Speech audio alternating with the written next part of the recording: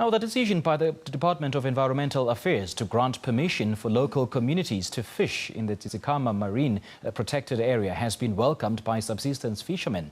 The aim is to provide equitable access to local communities. But this hasn't particularly gone down well with everybody. Clive Nelson has been living in this area for years. He and other subsistence fishermen have been battling to gain access to the marine protected area. The decision to let them fish is life-changing. New regulation will help us a lot because there's a lot of people who are jobless, include me. I'm 4 years jobless now.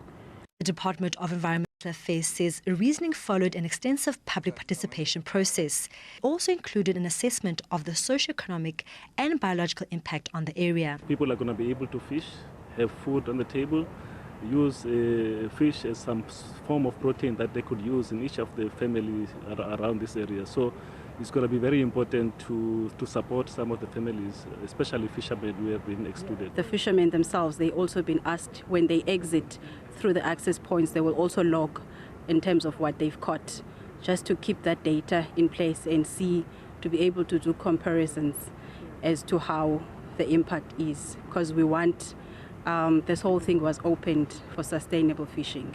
The new regulation is viewed as counterproductive by environmentalists. And I just can't understand why the government would allow such a priceless natural asset to be fished and exploited by a few people who live adjacent to this area, and that benefit is going to be very short term. They're going to go to these areas, fish them, and then very quickly they will fish down the resident species. So they're going to get, let's say, 6 months of benefit until those areas are no better than anywhere else along the South African coastline.